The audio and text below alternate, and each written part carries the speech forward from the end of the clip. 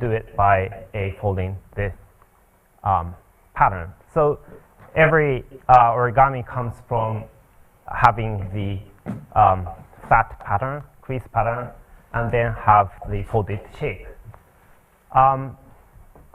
So this is how some of the designs. I was quite interested in making more detailed structures. This is a human figure.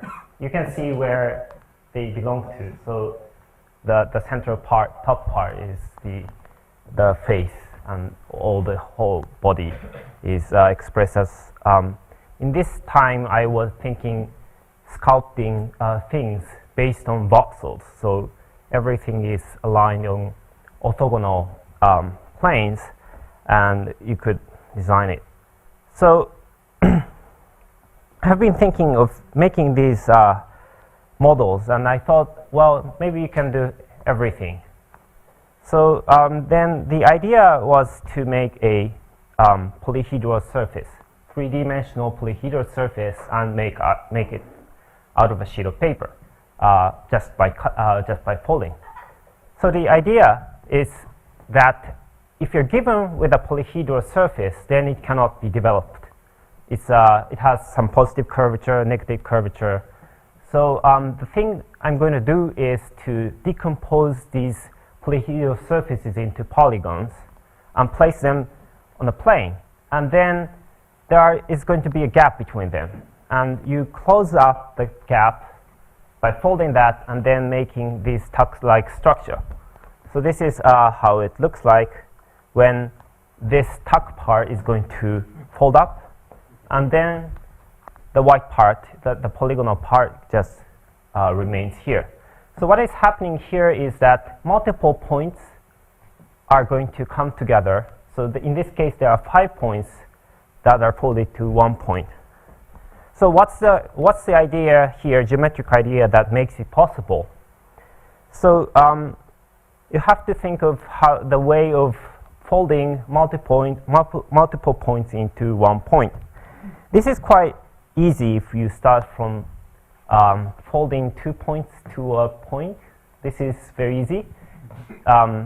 Just draw a perpendicular bisector and fold along that, and then you get one. This is quite traditional one, which is 3 points folding to a point. And this is, again, you can do a bisector, perpendicular bisector, but also if you fold along this, you have this circumcenter of this triangle, and if you add one crease here, then that folds up to, so that these 3 points are folded to this point. That's good. And then if you continue doing this, you actually get a Voronoi diagram. So for a given endpoints, if you want to fold along this Voronoi diagram, you have to add a little bit of lines later on, but the basic structure is based on Voronoi diagram. So you can use that to make a multiple points having folded to 1 point. There are some extra creases to make it fit in 3D, but that's the basic idea. So I made, this structure. This is kind of manual thing, but I have come up with the general idea where you can start from polyhedron. You can place these faces and then consider which kind of fold lines you have to have. And I made that one in 2006. When I showed it in the exhibition, and Eric Domain from MIT, I met him at this conference, SIGGRAPH, but he asked me, can you make anything? And I thought, so as an origami enthusiast, I said, of course, but he wanted to prove. So we've been doing that for a long time. This year we finalized this proof. So this is a Voronoi diagram of points. It's a little bit special type of Voronoi diagram, which includes the segment or faces to be side, and all of the lines are straight lines. So this is but based on that, you can make something structure that is called a waffle structure, which is composed of polyhedral surface plus something that is sticking out. And we have proved that it's always possible to make such thing if you are given with some value epsilon.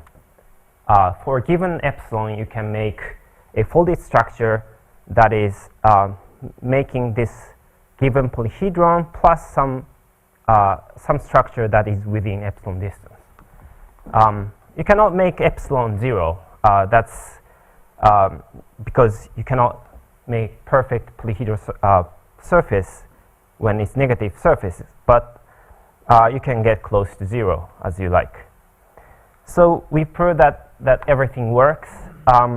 Before that, I have tried to, as a more like engineering approach, I made a software to make a polyhedral surface into a crease pattern. So this is the software called origamizer. So you're given with a polyhedral surface, and then the software gives you the crease pattern, and all you need to do is to fold them. Well, if you have been, so I said everything is possible, but this is a little bit contradictory in the sense that we learn in classical differential geometry that a developable surface is only possible to make a single curved surface, and you cannot make a double curved surfaces. So it's a little bit contradictory because the bunny has a positive curvature surface, anticlassic surface, synclassic surfaces. So it's not, it doesn't seem to be possible. But what is happening here is that in classical differential geometry, you assume the smoothness of surfaces, but origami can have non-smooth part, which is crease. So you can produce some kind of creases. You can use creases to produce wrinkles patterns that may shrink some part of the paper. So that gives you an effect of having stretchable material, which causes to have a closed developables that can represent anticlassic or synclassic surfaces. So that wrinkle patterns are exactly what Alex has shown. It's an origami tessellation. So origami tessellation is a way of making sheet of paper into get shrunk. And by controlling the amount of shrinking, you can control you can make this fit to a three-dimensional surfaces. So that's the question. What's going to be that? And this is going to be that bunny. So this is a process. We're given a crease pattern. I'm using, so I have two hands, so you need these multiple clips to support it. In principle, can it just, if it were allowed to follow by itself according to the crease, it would take that shape, or you have to do it in order? So there is no predefined order of folding. Everything must be moving all at the same time. So you have to fold here, here, here, here, and going around. That's quite difficult to explain how it works, but eventually it works. Well, you notice the color change in the background, so it takes a little bit time to fold. Can you run it again? Yeah, run the movie again. Oh, okay. So to start with, I use a cutting plotter to pre-crease the paper, so that makes it quite foldable in precise way. But it still takes time. You have to use your hands to fold, and it took me about 10 hours of continuous folding, which is not too bad for these recent complex origamis. But 10 hours is a little bit tough, especially as I'm in the engineering school. I'm asked, so it's not kind of practical. So I was doing these researches, and I needed some excuse for doing this because if you're using hands, it cannot be industrialized anyway. But the good news is that human hands are not so good, but there are lots of guys that are very good at the folding. So this is an example, which is it's the pupa of the beetle. Before this stage, these horns folded down, and this is the folding pattern. So what they're doing is to make a folded version of this one, and they produce it inside their shell, and it works perfectly. And the idea is to borrow from the nature, is that you don't have to. So in the morphogenesis of natural form is that you don't have to use, for example, some machines to make it. You don't have to give CNC machines or something like that. But what you need to do is that the material itself is going to fold by itself, by self-organized manner. So these kind of ideas are the influencing lots of researchers as the idea of self-folding. So these are programmable matter that can be done with a self-folding using chip memory alloy. In this case, they're using polymer gel. So the idea is always either making some material to shrink or to expand, so that along the pattern you can get it bent in specific way, so that you get a folding by themselves. Is there some pretension there, or? So the idea is that you have a layer of materials, and if you want to have some mountain crease here, then you want the top part to stretch and then bottom part to shrink. That's the basic idea.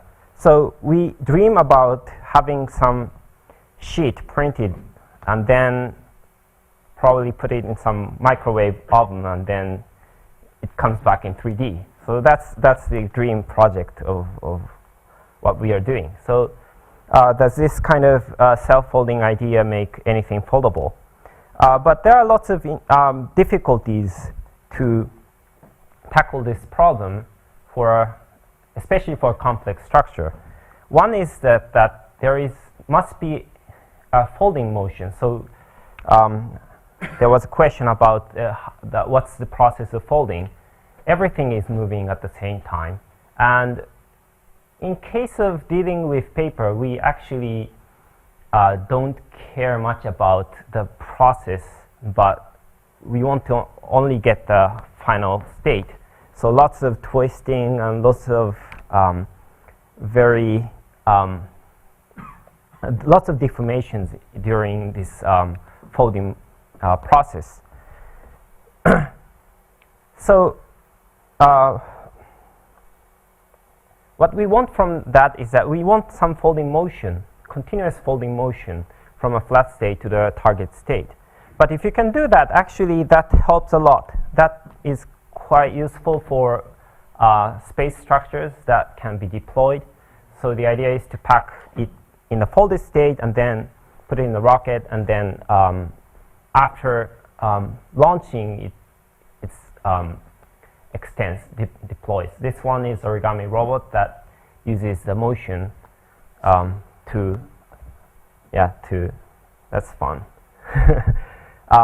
So in different scales you can use it, and as my background is in architecture, this is what we want. So for example, that's like adaptable structures. Using the same structure, you can morph its shape so that you can use it for different purposes, and you can fold it up so that it can be compact, stored. Oops. And also that can be good thing about if you have a folding motion with a panel and hinge mechanism. So this is kind of pure geometric way of thinking of origami. This faces surrounded by crease is going to stay planar and rigid, and there is only deformation happening as a rotation between faces. This is called rigid origami model. And if you can make a mechanism out of rigid origami, then you can make also with a thick panels. So that can scale up to more scales. Yeah, you can scale up to a different sizes in different applications. So then you have to think about how this mechanism work. And this is the kinematics of origami, which is a little bit complicated, and it has some interesting thing that is happening, which can be characterized by the bifurcation of the configuration space, something like that. When we consider about origami, we normally think about this type of structure. So this one is like a robot arm. So they are just serially connected panels. So in this case, you can independently determine the fold angle, the angle between panels, and that will determine the folded shape. While in this case, you can, if you determine this fold angle, and then other three fold angles are automatically determined. So you cannot independently decide the angle of each joint.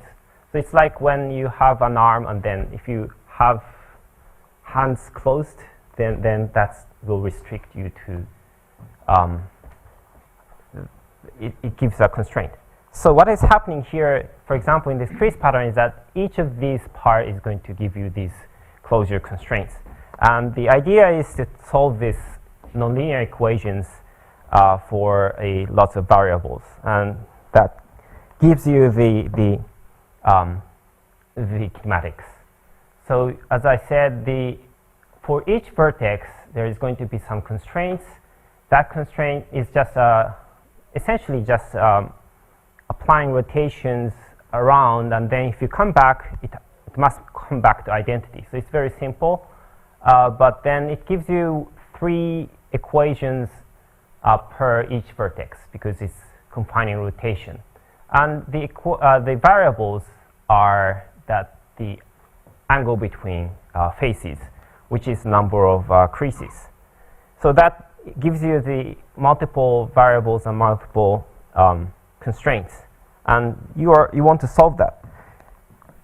In generic sense, so if you think of origami structure as being some random points and faces connected within them, you can just count the number of variables and number of equations and subtract that. That will give you if that is a mechanism or if it's a static structure. So for example, in this case, composed of 4 creases, that will give you 4, and then equation for each interior vertex is 3.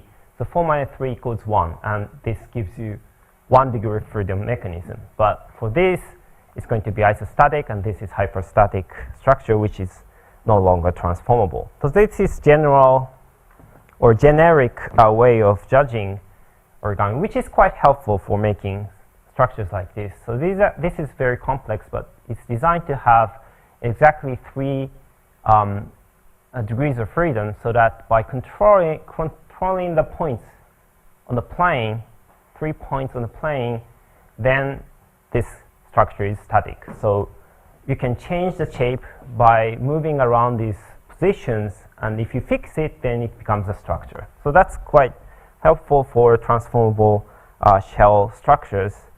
But we are quite interested in the non-generic case, which is quite special. But we kind of tend to forget, or in engineering world, sometimes we avoid these singularity conditions. But if you are starting as an origami, you cannot avoid it, avoid such singular state, because in origami, we start from a sheet of paper, which is planar state. In that case, some of the equations, so the equation is given as the scalar equation for x direction, y direction, z direction. And what happens is that in a flat state, this Z element is going to always be 0, which makes it to have a less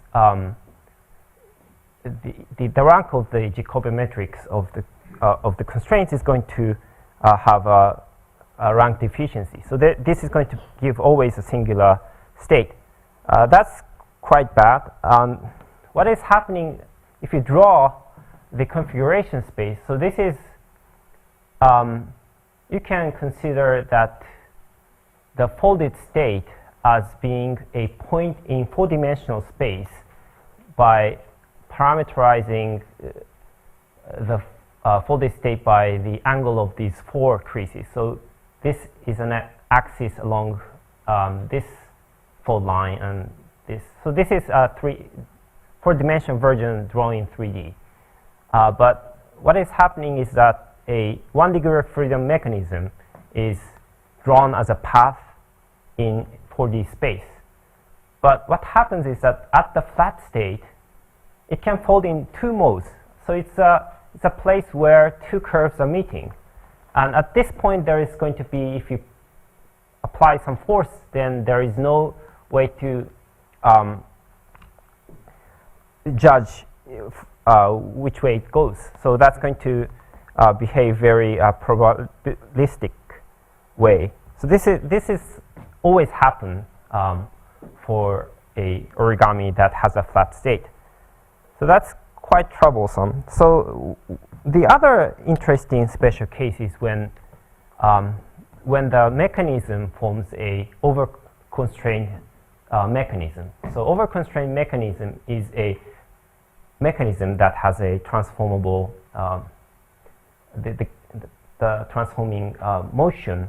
However, with the lower number of variables and the equations. For example, if you count the number of vertices multiplied by 3, then that's going to be more than the number of the creases. So that kind of thing happens all the time. So if you, in that case, if you're thinking of generic state with random points, randomized coordinates, then it won't move. But if you have some kind of symmetry inside, then it moves. So that's a little bit interesting case. This doesn't work. A little bit trick for making this is to always concentrate on some special case. In this case, the special case is characterized by having a opposite angle adding up to 180 degrees. In such a mechanism, if you take an axis, measure the fold angle by its tangent, tangent of half of fold angle, then this path, the configuration space is going to be given as a straight line in this case, which gives you that by having the proportion between them be controlled perfectly, then it moves as a mechanism. So that can be done by essentially fixing this fold angle, choosing the mode you have. There are 2 modes. If you choose one mode, then you know that the fold angle here is some constant times this angle measured in tangent of half fold angles. So if you keep that, if you choose the 2 modes, then you will get this fold angle. And if you come back, they must be identical to each other. So that's the problem you have to solve. The product of these speed coefficients that's constant must become 1. And that is determined by this alpha, beta, gamma, delta value. So that's, if you solve that, you can get something like that. That is basically constructed by panels that are look very irregular. So every panel is different, but still it makes a mechanism. So by solving the constraints, you can design it. So I have made a software system called Freeform Origami, which is allows you to explore the design space of such singular mechanism, so that while you are moving, the computer in background solves these equations so that in any state it's rigidly foldable. So it's always searching for special type of origami mechanism. By that, you can get some kind of double curved surfaces, and of course you get this one, smaller one. Or if you're in the architecture, a lot of times you are asked to make a structure that retrofits to existing structures that can be kind of irregular. So the freedom of design helps to make some structures that bridging to existing structures. This is other idea for foldable table that comes from 2D to 3D. As I explained, there are some discussions about choosing mode for each vertex. You can choose either plus or minus, and you have to make them match up, multiply up to 1, something like that. So it turns out that some of the problem has lots of combinatorics inside. For example, in this type of structure, we can turn this into the problem of a making 2 N bead necklace with N white and N black beads, something like that. So it's lots of combinatorics inside, which tells you that that kind of there are typical problems in computer science which is known to be hard. So in this case, this is an NP hard problem. This one is subset sum problem, which is to, when you're given with integers and divide them into divide them into subgroups so that each of them sums up to its half of the total. So can you do that? And that problem can be turned into the problem of judging if this pattern is rigidly foldable or not, which tells you that rigid foldability, like judging if a given pattern is foldable or not, is NP hard. Well, that's at least NP hard. It may be more harder than that. So that's one example that the bifurcation from the flat state makes the problem quite difficult. So that's quite annoying in some cases, because it's very easy to get something like that when you want to get something like that. So because the number of modes can grow exponentially, and you have to choose the exact one that you want to fold. That's really difficult. So that's why actually it is difficult to fold a sheet of paper, and it's very easy to fold 3D folded shape into a plane. So that kind of asymmetry is explained by that, which is a little bit annoying but interesting result.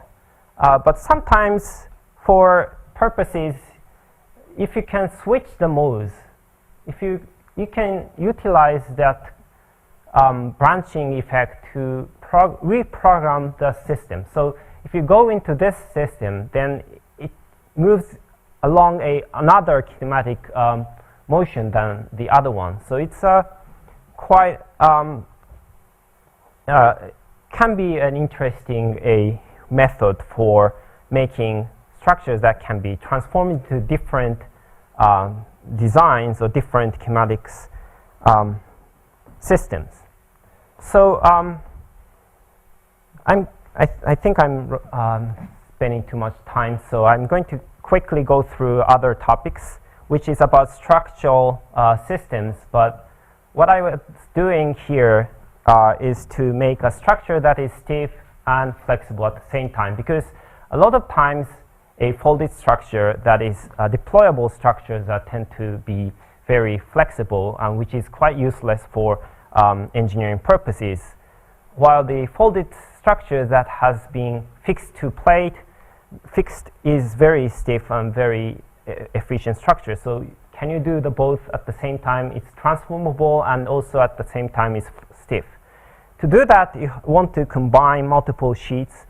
it's no longer a one-sheet origami, but you are doing more radical with this.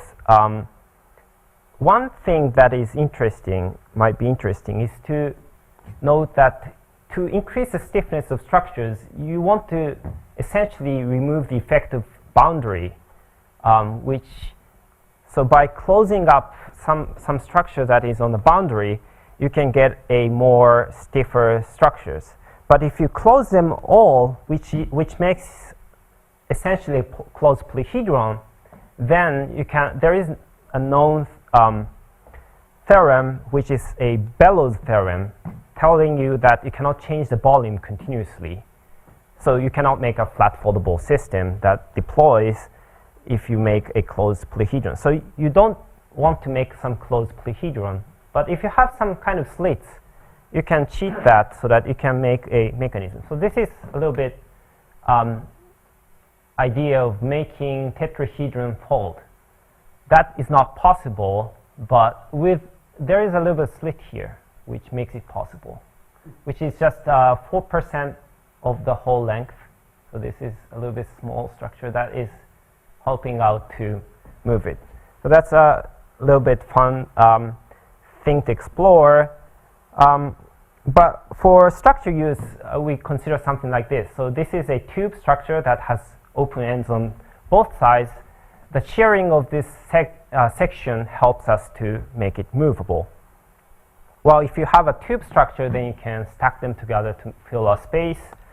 That can be interpreted as a kind of, this is another structure, but can be interpreted as some kind of material which has a stiffness against this structure, but can fold in X and Y direction.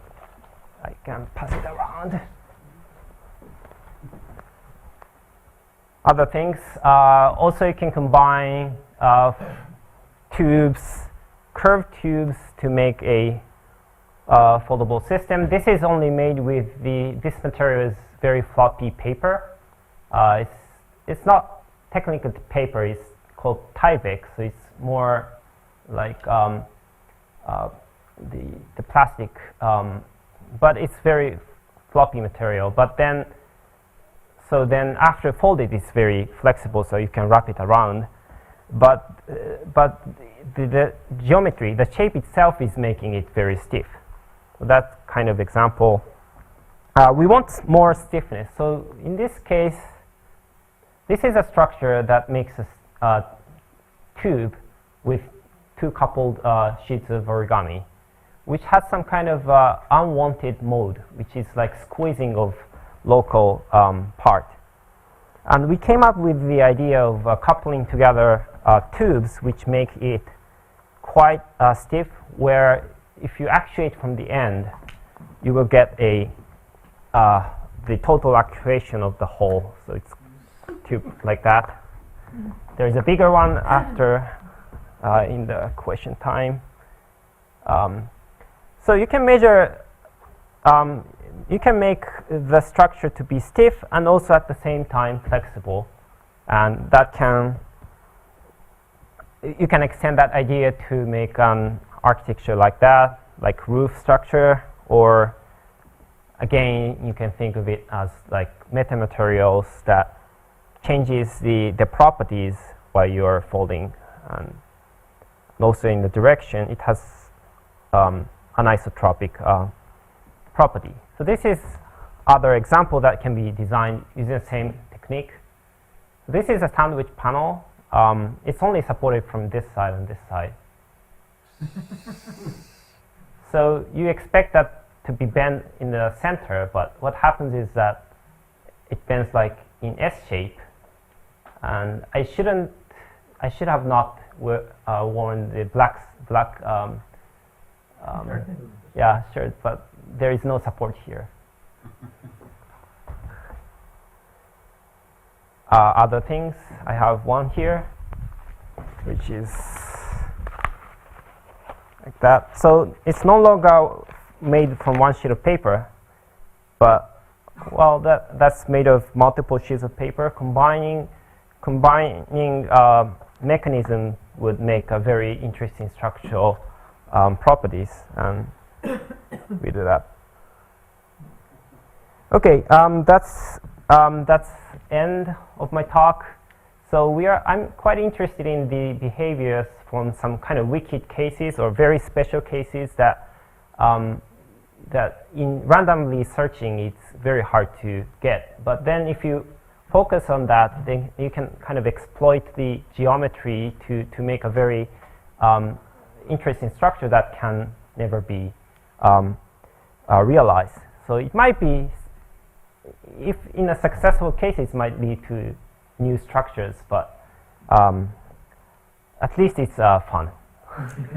Thank you very much.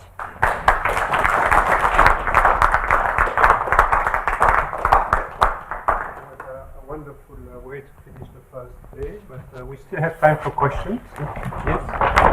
For the NP-hard problem, what is the current limit for the number of vertices that you can get an answer? I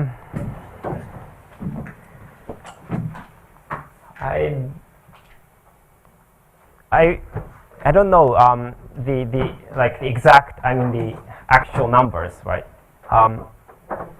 So the NP, for the NP problem, NP hard problem, it kind of depends.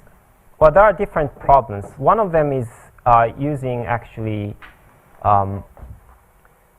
somewhat we call weakly NP hard problem,